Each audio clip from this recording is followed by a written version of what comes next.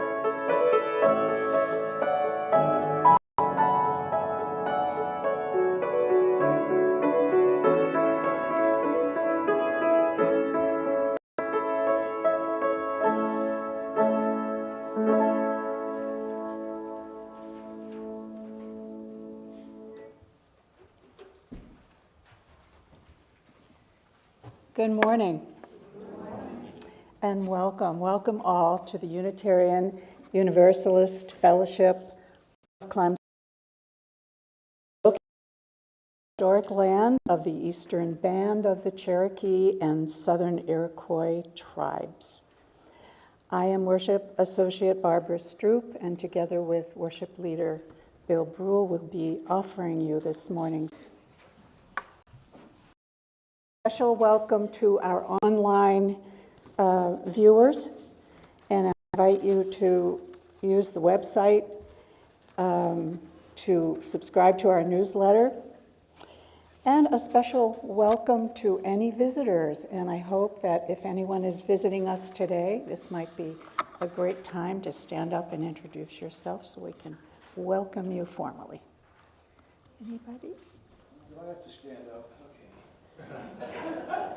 Brett Gardner, I used to go here a long time ago. I'm from Seneca. The dog's mine. She's Callie. And Gardner, I used to go here a long time ago. I'm from Seneca. The dog's mine. She's Callie. And companionship and the coffee and the treats, but there won't be any coffee and treats if people don't sign up to host and share in the presentation of the social hour. So please look for the sign up clipboard when you go into this social room.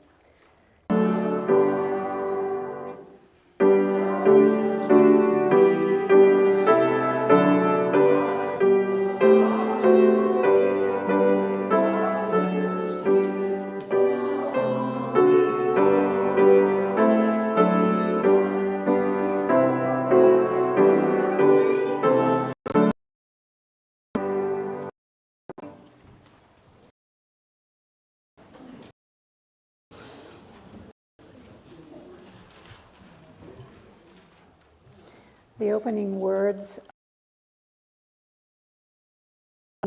augury, wildflower, hold infinity in the palm of your hand, and eternity in an hour.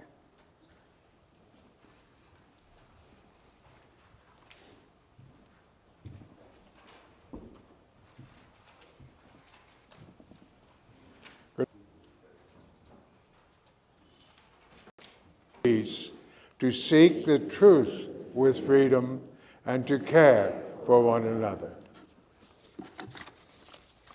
Time for all ages.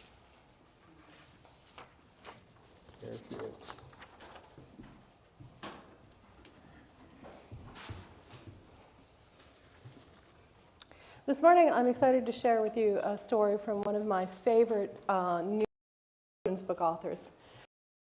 Lucianovic is relatively new to the scene of picture books, but she's got some great work out there. So if you like this one, I encourage you to go and look for other of her books.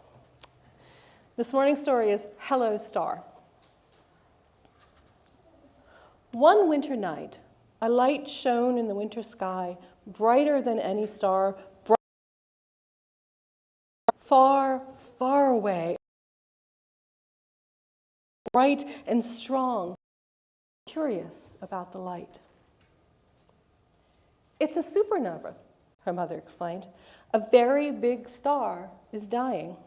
It will shine like that for a long time until it finally fades away. The girl felt her heart pinch at the idea of the star slowly losing its light all the way out there on its own. She bent her knees and jumped, even though she knew she couldn't reach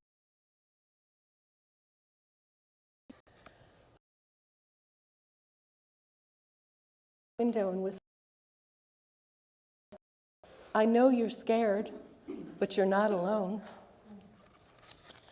At school, the girl usually let others do the talking, but now she had questions of her own. Her teacher pointed to a chart of the solar system. The Milky Way is thick with stars. But the girl went to the library and carried home slipping stacks of books to read with her parents.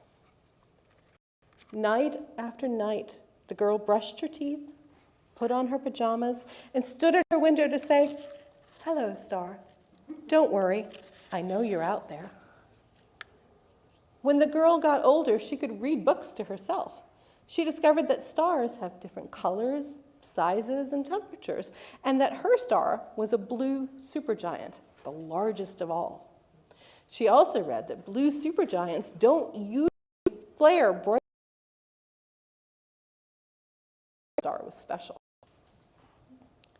The girl became a young woman who stayed long into the inky nights, and she became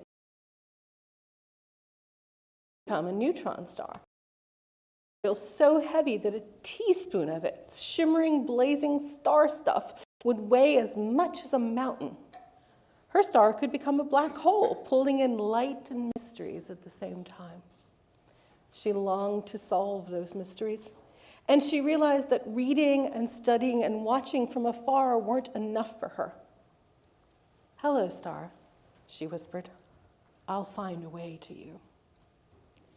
She practiced her out in space and took a deep breath.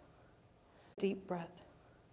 She knew from her careful calculations and from telescopes as big as an entire room that her star was getting dimmer. They were running out of time. So one night, after working harder than ever, she said, "Hello, star. I'm coming." Now, other people listened to the woman because she knew a great deal about stars and planets and moons and space. She told them about the icy rings of Saturn and about Pluto's frozen heart. She told them about the wild spinning hundreds of years.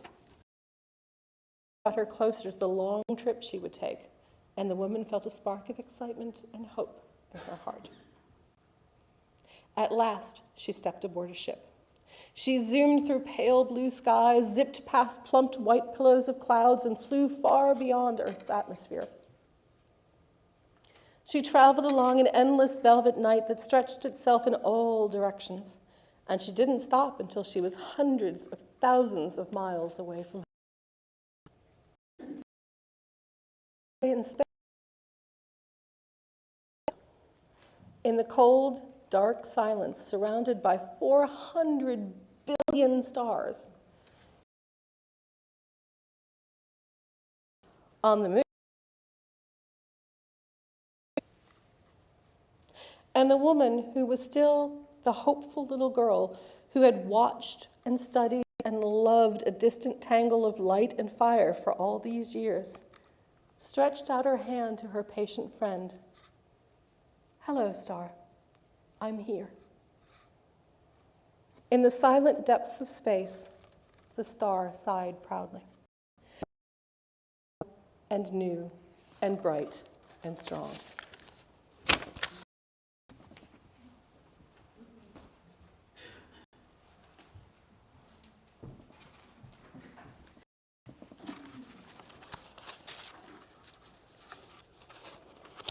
This is the time that we set aside. Our ushers will pass among you and collect an offering for the financial vitality of this community.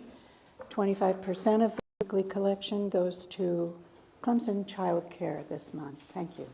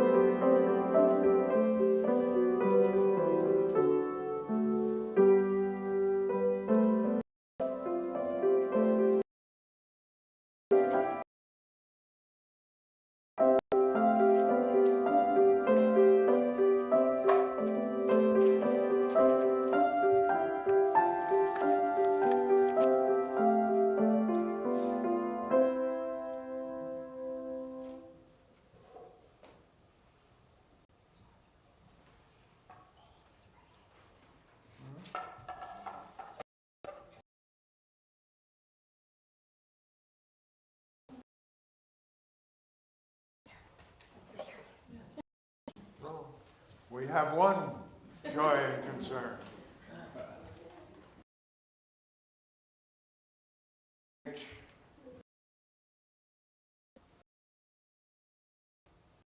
Rich cultural offerings of the Brooks Center. Today there is a free concert with a young world-class pianist from Japan. Thank you. That's at 3 o'clock, and he's blind from birth. My name is Chamber Orchestra behind him. 3 o'clock. Brooks Center. Brooks Center. Okay.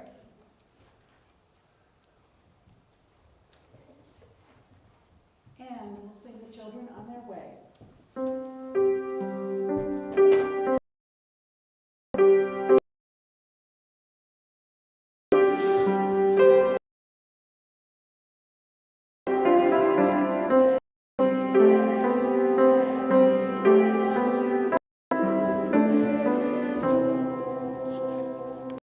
Thank you. Thank you for your generosity. This morning's reading comes from Ralph Waldo Emerson. We stand on the edge of all that is great, yet are restrained in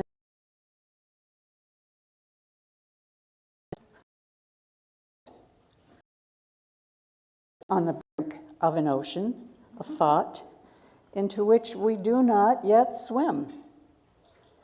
But suddenly, in any place, in the street, in the chamber, will the heavens open and the regions of wisdom be uncovered, as if to show how thin the veil, how null the circumstances. As quickly, a stream of forgetfulness washes through us and bereaves us. What a benefit whereby the mind, amid the gross fogs of matter, could at any moment east itself and find the sun.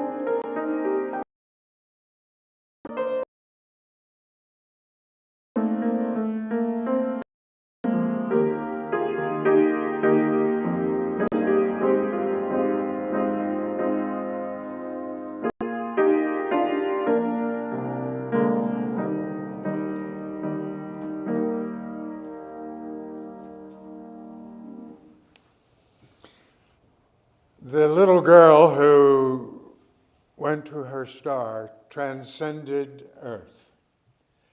I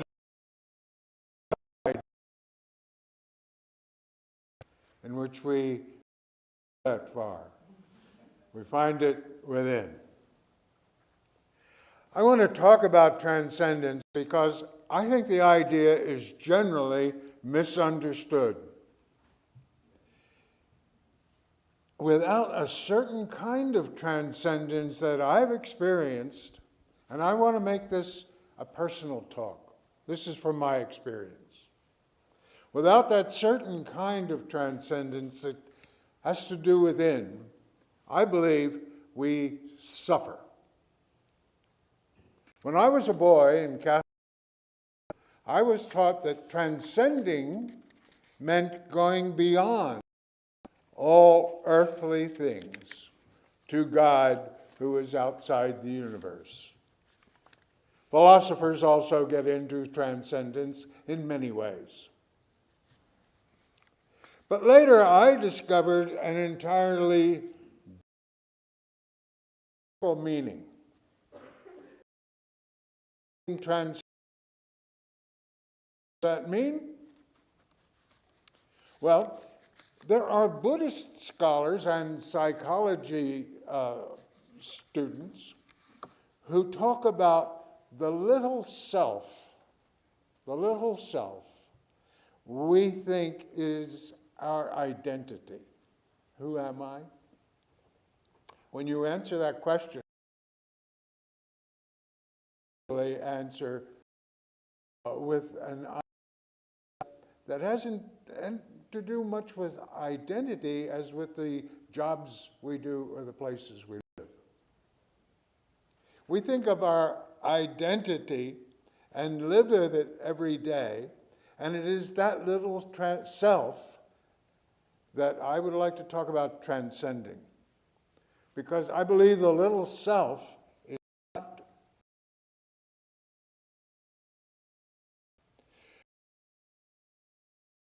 How do we transcend or go beyond it? The little self is the product of social conditioning that every human being goes through from the time we are infants until we at least reach our mid-20s. Born without any sense of belonging to anything but our mothers, we are little wild animals who must be trained to behave as good citizens, tribal members, family members, and more. We love to imitate, so our elders train us to imitate them. How we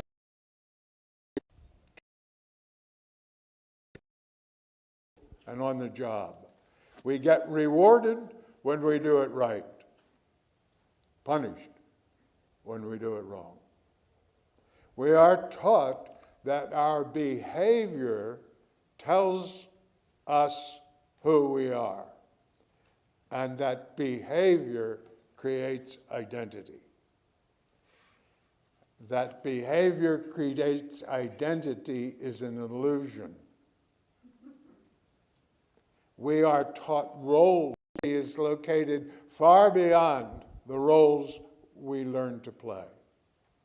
Our true identity is not about the roles we play or the jobs we do. It is about what we are.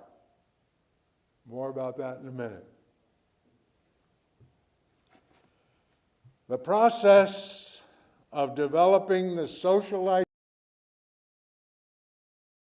and it's necessary.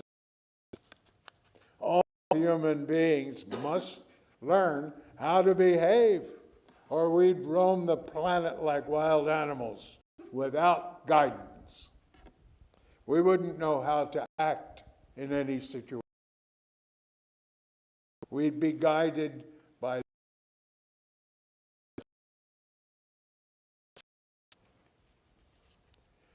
but that good conditioning process creates a major problem we are never taught about in society, in school, or schools. That need in can certainly lead to problems. It gets worse.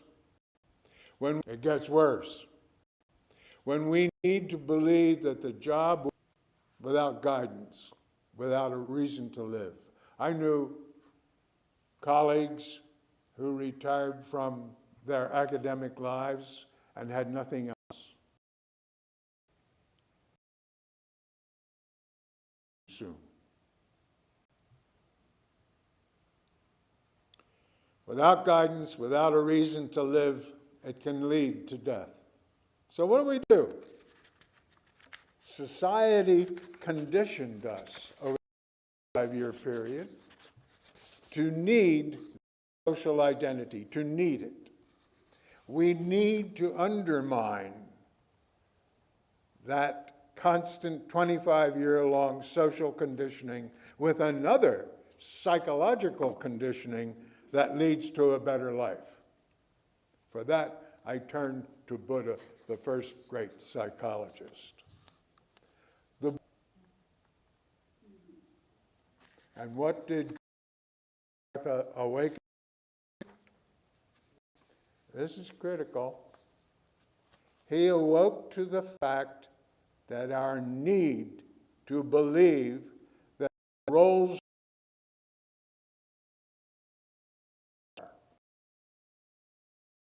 need to believe the role defines us that causes problems and misery. Therefore, it is that limited need to believe we know who we are and how we should act that we must transcend. We've got to go beyond it, and to go beyond it, we go in. And there we discover the fullness of ourselves. Buddha defined the social conditioning. It's called meditation. It's and here's how I define meditation. It is simply the practice of focusing on one thing for as often and as long as we can. That's all it is. Practice concentrating on one thing. It may be breathing. The silent repetition of a sound, touch, close attention to the sounds we hear. That's mindfulness. There are many kinds of meditation, but when you come down to it, they all focus on one thing, the practice of focusing on one thing. The practice of concentrating on one thing undermines our need to act out the social roles which bring on the anxieties and everything that constantly crowds our minds. Those plans may be good, but the need to hold on to them is the problem. And what happens if we practice concentrating enough? We experience the now as empty. We lose all that stuff that we fill our nows with. We concentrate on an empty now, past or future. Athletes call it the zone. It happens to workers focused on their work. Zen teachers say, chop wood, carry water. Focus on one thing, identity which you've been conditioned to. Practice to eventually experience the empty now, passing while I'm practicing. I will be awake, although I might close my eyes.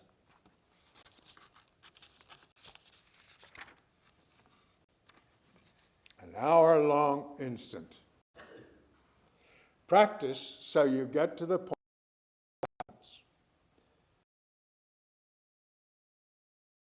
the little self so as not to experience impatience, anxiety, hopes, or problems. Transcendence takes me beyond the crowded stuff in my mind that comes when I learn how to play my social roles. How to play my social roles. And to waking up like the Buddha. In that empty now, I have let go of my social identity for a short period of time. I have dismissed that need permanently. So who am I? How do I finally dismiss the need for a little self? Well, I was lucky. I was lucky enough to get the full experience after years of practice and many experiences of the empty now. I was at my desk reading about cosmology some 40 years ago. I read that stars cook up the molecules and atoms that formed my body, our bodies. We were all in stars. Because I was prepared to drop the need, to learn what I am, that I realized I experienced being the star stuff. It struck me like a bolt of lightning. We were once out in space like all the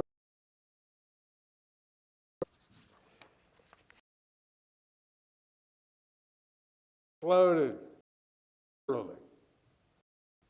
That is who I am, we are, in the empty, long-lasting now. It's called Satori by Japanese.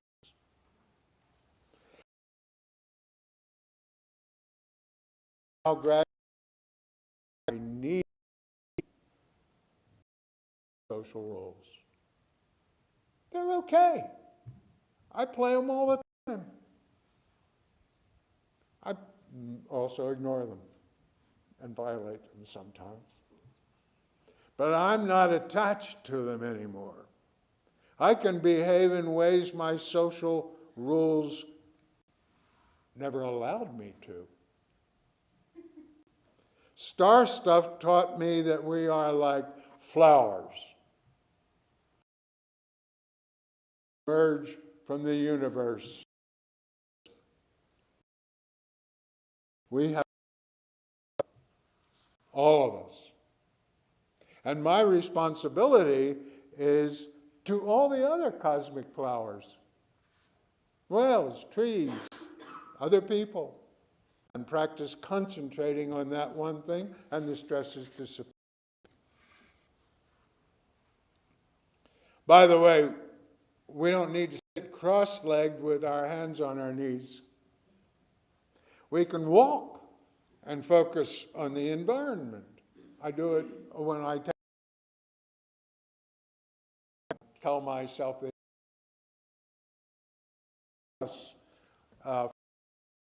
be here now. And I concentrate on the moment, the environment. We can do it lying in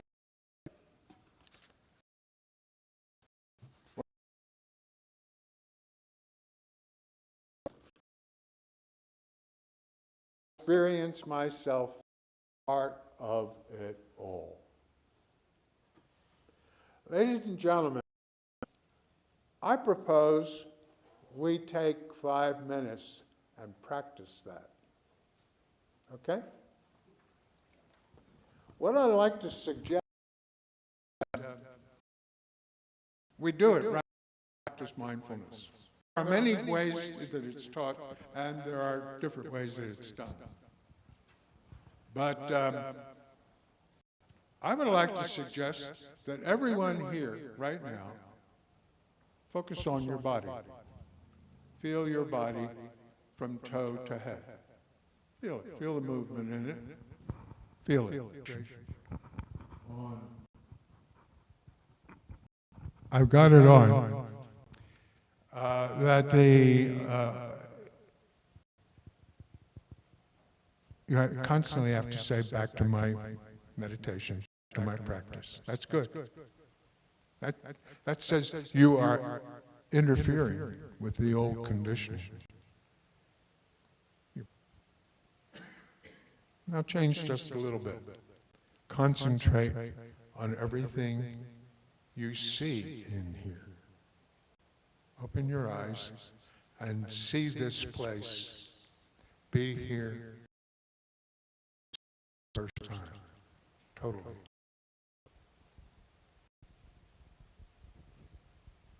All the old stuff away while you're concentrating. But then you have to keep coming back to your focus. Now we can do that with all of ourselves.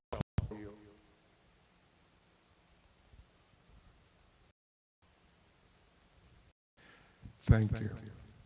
I would like to ask if there are any questions. Please, feel free. Have I been clear? Is the little self idea acceptable? Challenge me. Love it.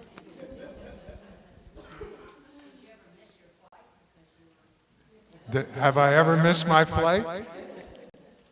Good question. No, doing the practice, a strange thing, it's such a good question. Strange thing happens as though there is an awareness there. There is an awareness. I go back to the little self world and play. I don't lose track. Yes. You made me remember a definition that was given to me. A definition that was given to me 1,000,000 years ago about Zen Buddhism, and you kind of said it today, that all of us crystal light shine through and onto all of us, so that we were all connected. Yes. I'll never forget that. Yes. Great image. And I'm trying to reach the same idea. From the earth, the same way a blossom emerges from the tip of a limb. Yes.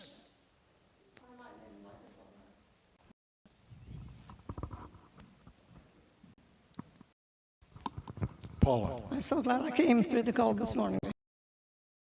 Paula. I'm so glad I came through the cold to hear your presentation. I loved it. I'm wondering, how long have you been meditating? And the other question is, has your practice changed or evolved over the years? Or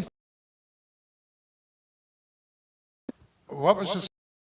I can tell you when I started to meditate, she was 5. I'm not going to tell you any more than that. the second half is, has your practice changed over the years? Yeah, I have meditation with Maharishi repeat in my mind over and over and over and over, with the admonition that I should never say it aloud, which would help the conditioning process. And I have never said. Yeah. Yeah, I get up every morning at 5 o'clock, and I've had friends say, why? Why do you get up that early? And it forces me, because all the darkness and lack of stimulation out there, and I'm looking out to this darkness, and in my mind I say, I'm a person in this universe. I mean, which obviously is not, but I feel like I'm connecting to the world outside my window, and then I try to do it when I'm walking, but I do get distracted. Yes, but that sense of being connected is so important, because everything in our culture today, especially technology, takes us away from it.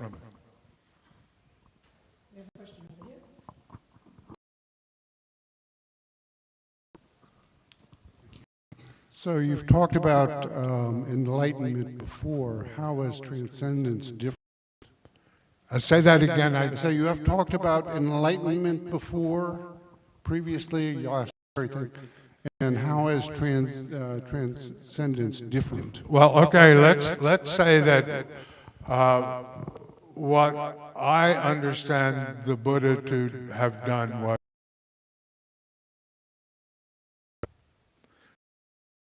he was enlightened, and it wasn't to something mysteriously supernatural, but to the need to find ourselves. Okay.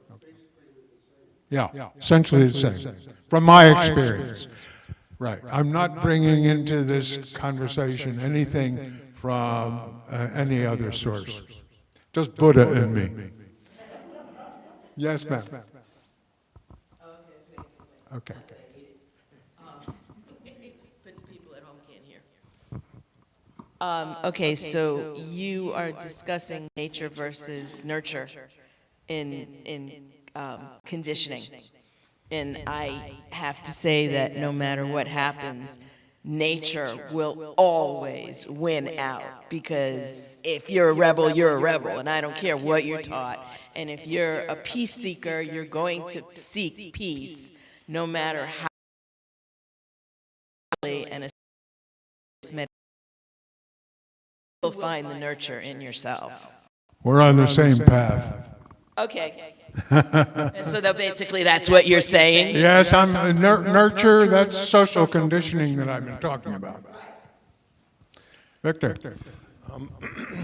I'd like to know what you think about guided meditation, because it hasn't worked for me, and I noticed Reverend Holly and today you guided us sort of through. So it doesn't work. I only did that as part of my demonstration. When I meditate, I don't want anybody to talk. But I want you to understand that when you're practicing, your mind will constantly drift away from the focus. Yes? I found for me that noise, background noise, is a helpful tool for me because I can sense the input from my ears falling away, no longer being accepted by my brain. I know I'm stepping into the zone then. So it's kind of a road sign for me. I like something in the background. Well, I'm glad to hear it. Good.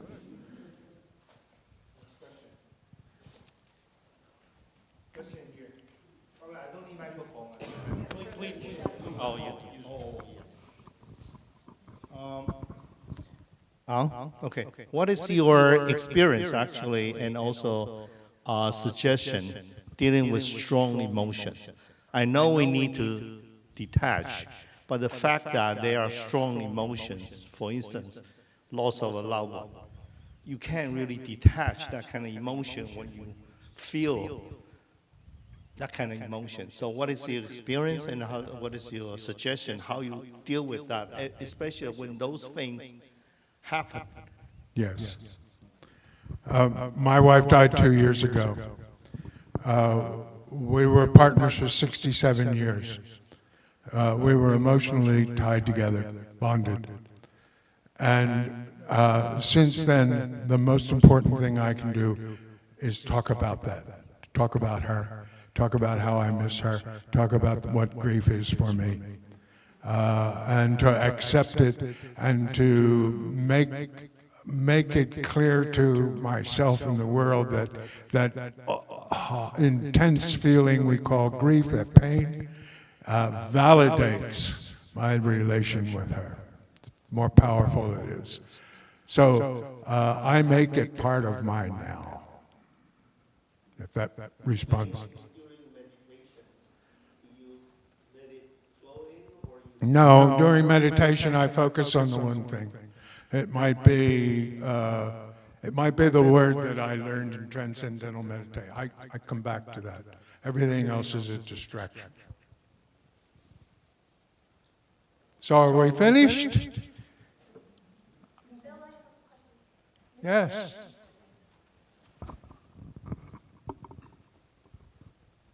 What would you say the role of the transcendental self, that self that you find inside, is in the world of the little self? Say that again, please. What role does the transcendental self, the self that we can get to through meditation, have in the world of the little self, the world that we all live in every day in relation to each other?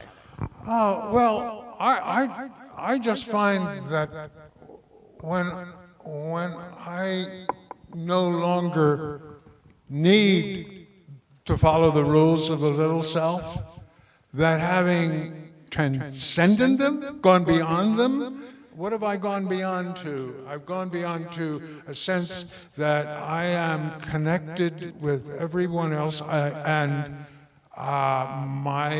that larger self, sense of self, gives me a freedom that I never knew before. For example, I don't have to defend myself. If that's okay. It's whatever this is. I used to worry about the size of my belly. Nope. If I had 6 fingers, okay. Does that answer? Thank you. Oh, you've been kind. Thank you very much.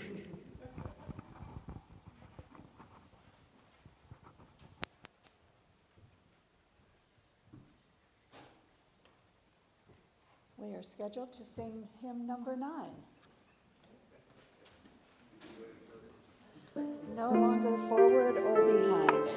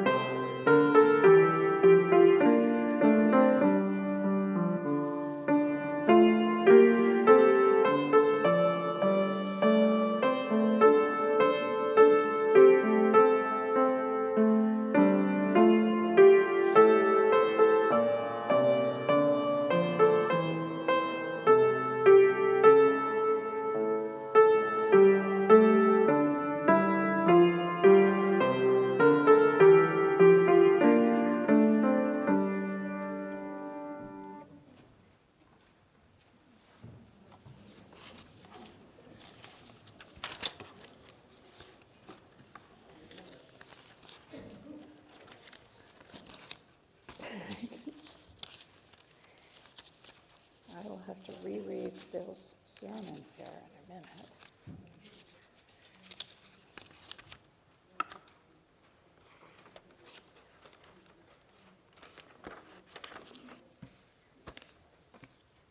It's gone.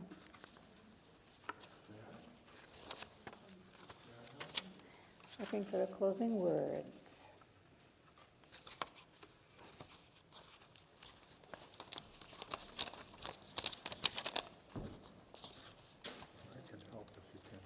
Well, all I have is your sermon here.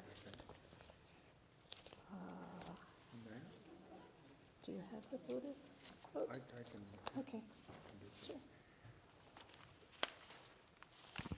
The typist went wrong, whoever that was. I think it was me. So we had some closing words from Buddha, and they've disappeared. So I have closing words that relate to it, but they relate to language, if I may.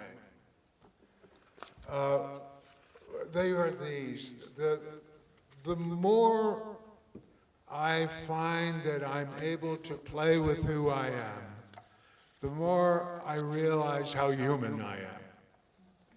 And then I find the extraordinary thing about that word human. Think of the other words that have that root. Humane, humility. Men have been taught in our cultures that humility, you don't do that, you brag. Humble. I never understood humble, but it's so powerful. So yeah, I do it wrong. Okay. Humor. Humor is the one that arises so easily. So it's all of those words that have, it's as though they understand in the language. There is an understanding in the language about what we're talking about here this morning. To straighten the crooked, you must first do a harder thing. Straighten yourself. You are a seeker. Be able and upright, straightforward and gentle in speech, humble and not conceited, peaceful and calm. Be wise and skillful, not proud and demanding in nature. Let all beings be at ease. Let none deceive another or despise any being. Let none through anger or ill will wish harm upon another.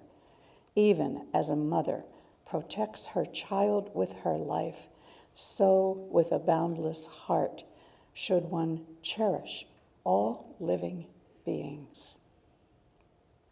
The words of the Buddha from the Metta Sutta. In our closing, we extinguish this flame, but not the truth, the light of truth, the warmth of community, or the fire of commitment. Go in peace.